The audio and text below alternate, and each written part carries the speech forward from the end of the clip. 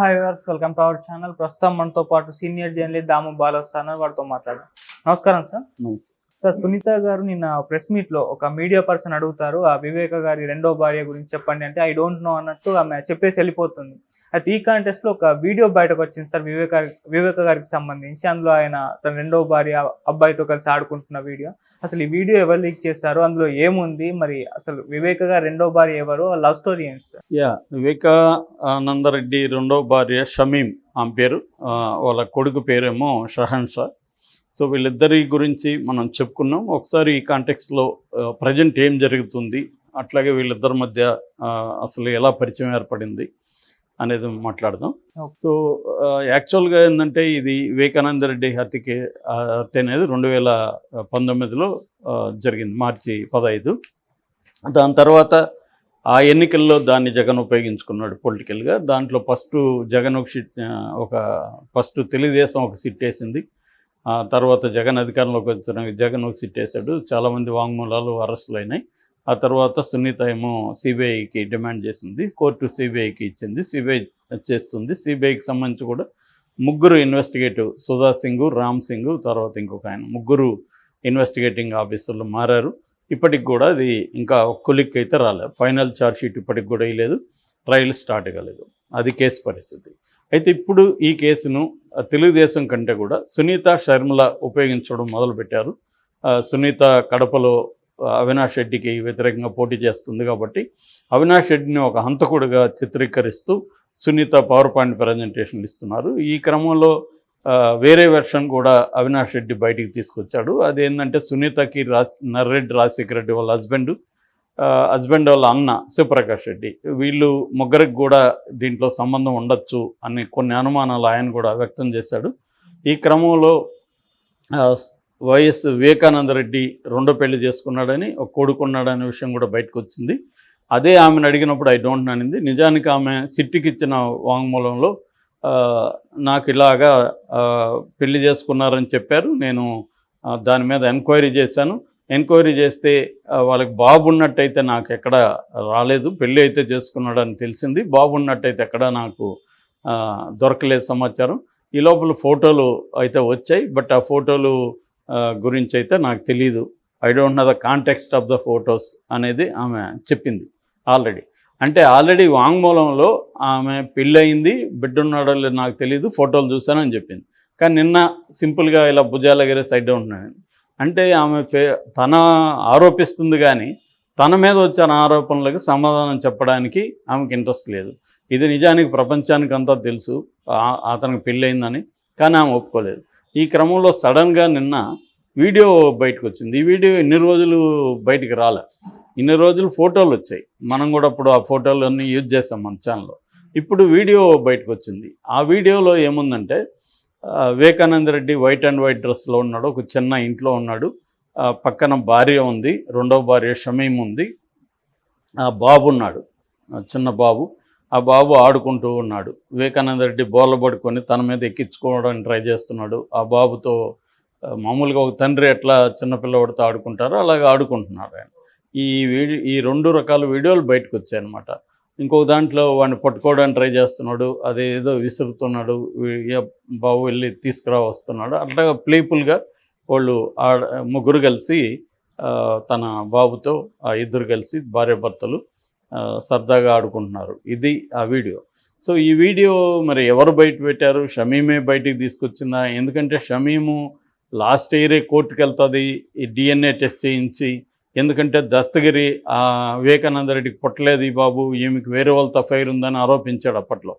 అందుకని ఆమె నాకు ఆస్తొద్దు ఏమొద్దు, కానీ వివేకానందరెడ్డికే పుట్టాడని నేను నిరూపిస్తా, DNA చేయండి అని ఆమె కోర్టుకు వెళ్తుందని అప్పుడు వచ్చాయి. కానీ ఆమె కోర్టుకి రాలేదు. అయితే ఆమె సిబిఐకి ఇచ్చిన వాంగ్మూలం బయటకు వచ్చింది. ఆ సిబిఐ వాంగ్మూలం మన దగ్గర కూడా ఉంది.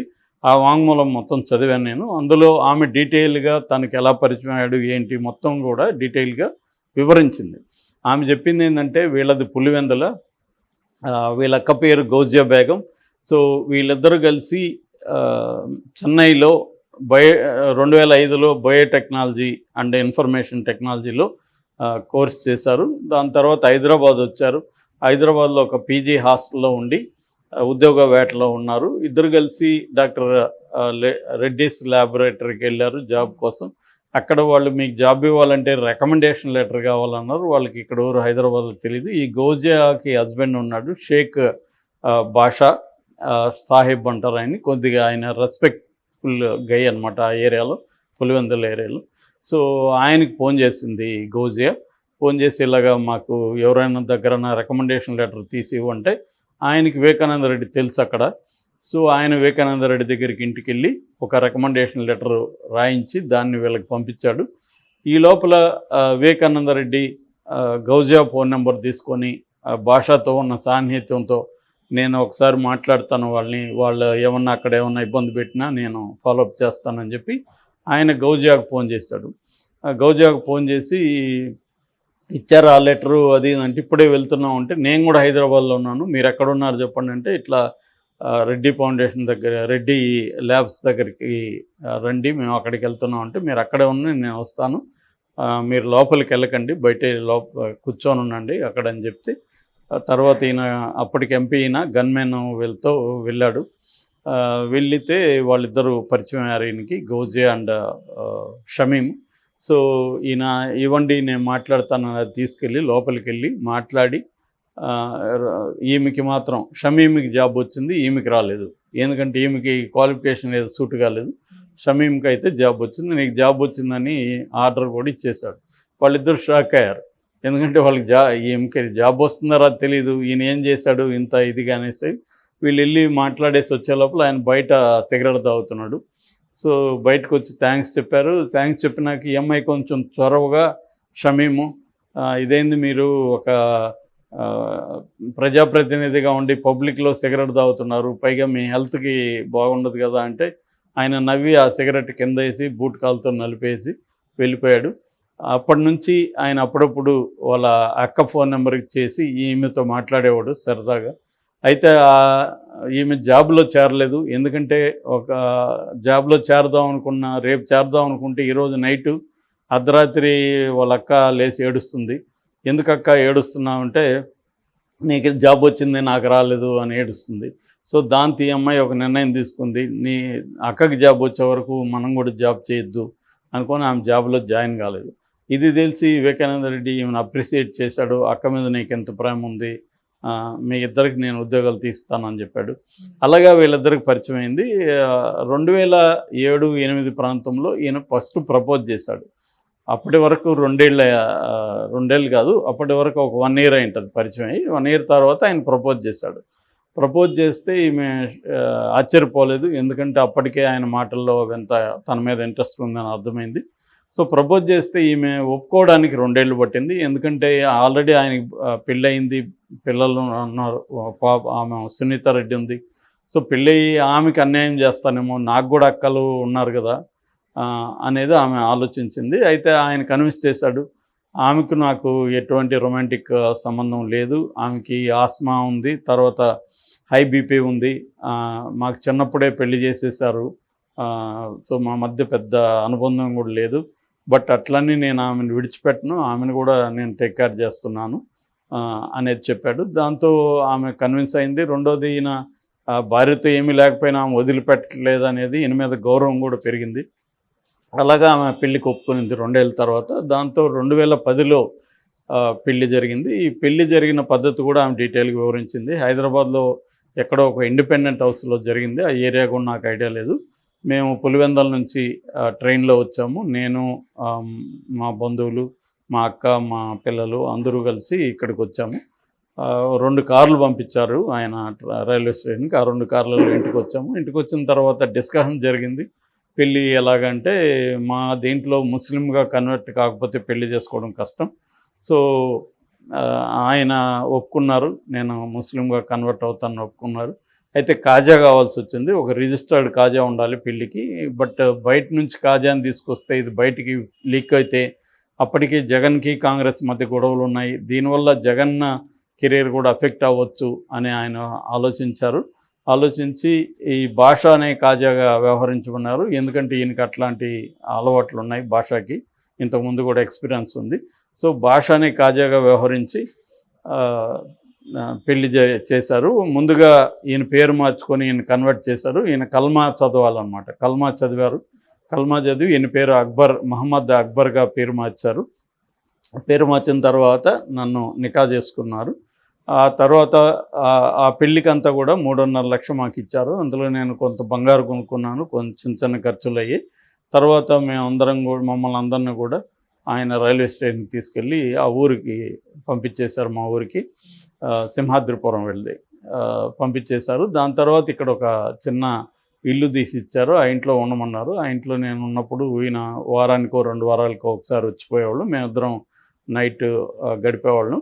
అలాగా ఉన్న తర్వాత నేను ఆయనకి అప్పట్లో చెప్పేవాడిని, నాకు నన్ను పెళ్లి చేసుకున్నాక మీకు అదృష్టం పడుతుంది అంటే ఆయన నవ్వుతూ ఉండేవాళ్ళు. కానీ ఆయనకి నిజంగానే మంత్రి పదవి వచ్చింది, వ్యవసాయ శాఖ మంత్రి. అది చూసి ఆయన నువ్వు చెప్పింది నిజమే అని చెప్పారు. నేను బాగా చూసుకుంటాను అది ఇది అన్నారు. నాకేమీ అంత ఆశలు లేవు. నాకు 20 ఎకరాల ల్యాండ్ ఉంది. అందులో ఒక 8 ఎకరాలు నా వాటా వస్తుంది. దాంతో నేను వ్యవసాయం చేసుకుని బతుకుతానని చెప్పాను.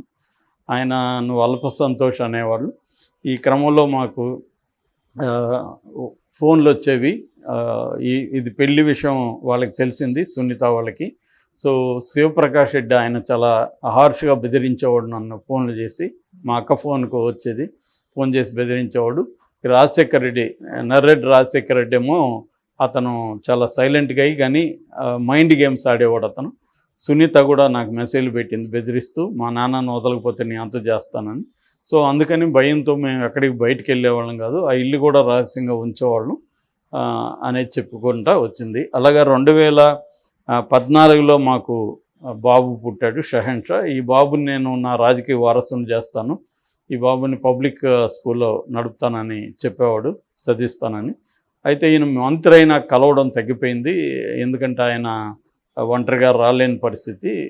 ఆ టైంలో ఒక డీజీపీ ఇంట్లో 6 నెలలు నన్ను ఉంచాడు. ఆ డీజీపీ పేరు చెప్పలేదు ఆమె. సో డీజీపీ ఇంటి దగ్గరికి వచ్చి నన్ను కలిసేసిపోయాడు సీక్రెట్గా. ఇలాగా మాది కొంతకాలం జరిగింది. అయితే ఈ బెదిరింపులకి దీనికి నేను భయపడలేదు, ధైర్యంగానే ఉన్నాను. ఆయన కూడా చెప్పాడు.